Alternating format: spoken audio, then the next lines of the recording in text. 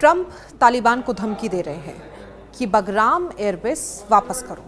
आखिर बगराम में ऐसा क्या है कि ट्रंप ने यहाँ तक कह दिया है कि नहीं दोगे तो बहुत बुरा होगा।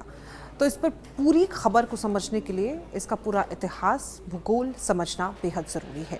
अफगानिस्तान का नक्शा कई बार आपने देखा होगा। इस पूरे खेल को समझने के लिए अफगानिस्तान की लोकेशन और फिर बगराम की लोकेशन को समझना ज़रूरी है। तो ज़रा फिर से आपको दिखाते हैं अफगानिस्तान है कहाँ। ये देश पहाड़ों और रेगिस्तान का ऐसा टुकड़ा है जो चारों तरफ से दूसरे देशों से घिरा हुआ है। समुद्र से इसका कोई रास्ता नहीं है। यहाँ करीब 2 करोड़ लोग रहते हैं और इसकी राजधानी काबुल है। ये तो आप जानते ही हो। इसके उत्तर में तजाकिस्तान, उज्बेकिस्तान और तुर्कमेनिस्तान जैसे देश हैं। पूर्व में पाकिस्तान और थोड़ी सी ही दूरी पर पीओके वाला भारत का इलाका है। दक्षिण में फिर पाकिस्तान और थोड़ा और उत्तर में ये चीन के पास है। अफगानिस्तान की सीमा चीन के साथ सिर्फ 92 किलोमीटर लंबी है, जो चीन के शिनजियांग नाम के इलाके से लगती है। शिनजियांग चीन का पश्चिमी हिस्सा है जहां रेगिस्तान है और यहाँ मुस्लिम आबादी है। वहाँ के चीन के लोगों को विगर मुसलमान कहते हैं। तो अफगानिस्तान की लोकेशन एक चौराहे जैसी है जहाँ से इतने सारे देशों पर नज़र रखी जा सकती है और जहाँ से इतने सारे देशों को रास्ता जा सकता है। लेकिन इस पूरे इलाके पर नज़र रखने के लिए जो इसकी लोकेशन है वो अमेरिका के लिए बहुत खास है। उसको ज़रा और डिटेल में समझते हैं। सोवियत संघ के कब्ज़े में 1980 के दशक में यहाँ एक तरह से सोवियत संघ का कब्ज़ा था। मतलब अफ़गानिस्तान की सरकार उनके कंट्रोल में चल रही थी और तजाकिस्तान, उज्बेकिस्तान और तुर्कमेनिस्तान तो देश ही नहीं थे उस वक्त। ये सब सोवियत संघ था। यानी अफ़गानिस्तान के उत्तर में बॉर्डर तक था सोवियत संघ और अमेरिका और सोवियत संघ की लड़ाई थी। तो अमेरिका ने समर्थन दिया मुजाहिदीन लड़ाकों को और अमेरिका ने मुजाहिदीन के ज़रिए सोवियत संघ को अफ़गानिस्तान से खदेड़ दिया। फिर 1991 में तो सोवियत संघ ही टूट गया और तजाकिस्तान, उज्बेकिस्तान और तुर्कमेनिस्तान रूस से अलग होकर अलग देश बन गए। तो सोवियत चुनौती तो ख़त्म हो गई, लेकिन फिर 1990 के दशक में इन्होंने अफ़गानिस्तान पर कब्ज़ा कर लिया। मदरसों के छात्रों को कहते हैं तालिब, तो वो हो गए तालिबान लड़ाके और अफ़गानिस्तान पर कट्टर तालिबान का कब्ज़ा हो गया। लेकिन फिर 2001 में सब बदल गया। एक आतंकवादी ग्रुप अल-कायदा ने अमेरिका पर हमला किया। उसका लीडर था ओसामा बिन लादेन। तो 11 सितंबर 2001 को उसने प्लेन हाईजैक किए और न्यूयॉर्क के वर्ल्ड ट्रेड सेंटर की इमारतों में टकरा दिए। उसमें करीब 3000 लोग मारे गए। इसके बाद सीधे अमेरिका एंट्री हुई। अमेरिका ने तालिबान को दोषी ठहराया क्योंकि ओसामा तब अफगानिस्तान में छुपा हुआ था। इसके बाद अमेरिका और उसके साथी नाटो देशों ने अफगानिस्तान पर हमला कर दिया। मकसद था तालिबान को भगाना, आतंकवादियों को पकड़ना और एक नई सरकार बनाना जो वहां अमेरिका के खिलाफ ना हो। अमेरिका वहां 20 साल रहा। उसने खरबों डॉलर खर्च कर दिए। तालिबान की सरकार तो हटाई, लेकिन तालिबान को कभी पूरी तरह अमेरिका खत्म नहीं कर पाया। वो पहाड़ों में छिप गए और बम धमाकों से लड़ते रहे। 2020 आते आते अमेरिका थक गया। उसके 2400 से ज़्यादा सैनिक मारे जा चुके थे और उसको ये जंग अंतहीन लग रही थी। तो आखिर अमेरिका ने उन्हीं से सौदा कर लिया जिनको उखाड़ फेंकने का अमेरिका आया था। और अफगानिस्तान में यानी कि तालिबान 2020 में जब ट्रंप ही राष्ट्रपति थे तभी बातचीत शुरू हुई थी। लेकिन डील फाइनल हुई 2021 में। 2021 में अमेरिका में प्रेसिडेंट थे जो बाइडेन। उन्होंने सारे सैनिक वापस बुला लिया और अमेरिका रातों रात निकल गया।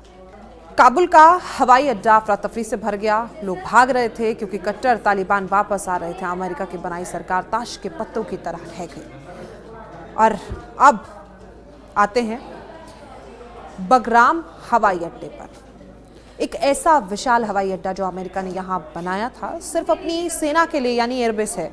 इसका रनवे बनाया अमेरिका ने 2 मील लंबा ताकि बड़े बड़े बमवर्षक विमान उतर सकें। यहाँ अमेरिका सैनिकों के लिए घर बनाए, अस्पताल बनाया, बाजार बनाया, यहाँ तक कि जेल भी थी। और इसकी लोकेशन है बिल्कुल काबुल के पास, सिर्फ 50 किलोमीटर उत्तर में काबुल से। वहाँ पहाड़ों के बीच एक सपाट घाटी है जहाँ से उड़ान आसान हो सकती है। इसलिए वहाँ अमेरिका ने अपना ये मिलिट्री बेस बनाया था। अमेरिका ने इसमें अरबों डॉलर झोंके थे। एक मिनी अमेरिका ही बना दिया था। वहाँ जिम, पिज्जा हट, बर्गर किंग सब था। बगराम में अमेरिकी फौज का यूं मान लो कि दिल बसता था।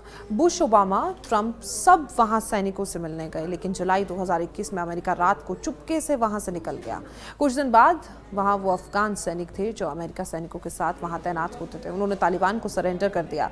तालिबान ने खूब जश्न मनाया और अमेरिका टैंक, हेलीकॉप्टर वगैरह को ट्रॉफी की तरह दुनिया को दिखाया।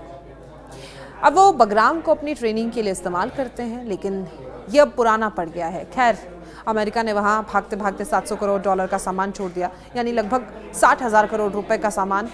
उसमें ट्रक थे, बंदूकें थी, विमान थे, सब छोड़ दिया था। सब तालिबान के हाथ में था। डोनाल्ड ट्रंप इसके लिए बाइडेन को दोष देते हैं, लेकिन 2020 में जब तालिबान से सौदा शुरू हुआ था तो किसकी सरकार थी? ट्रंप ने ही तो सौदेबाजी शुरू की थी ताकि अमेरिका अफगानिस्तान से निकल सके।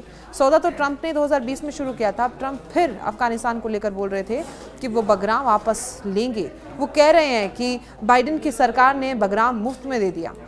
अब कह रहे हैं कि बगराम तो चाहिए, ये चाहिए। दिख रहा है कि ट्रंप को बगराम का जुनून है।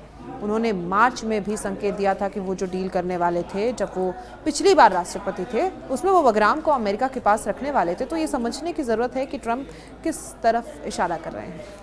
जैसा हमने देखा था, बगराम से चीन का बॉर्डर ज़्यादा दूर नहीं है, और जैसा हमने बात की कि वो इलाका चीन का शिनजियांग प्रांत, इसी शिनजियांग प्रांत में एक जगह है लोपनूर, और लोपनूर वो जगह है जहाँ चीन ने अपना पहला परमाणु टेस्ट किया था 1964 में। यानी चीन जब परमाणु ताकत बना था तो यहीं पर टेस्ट किया गया था। ये एक विशाल रेगिस्तानी इलाका है जहां हवा में, ज़मीन पर और मिसाइल टेस्ट करता रहता है चीन।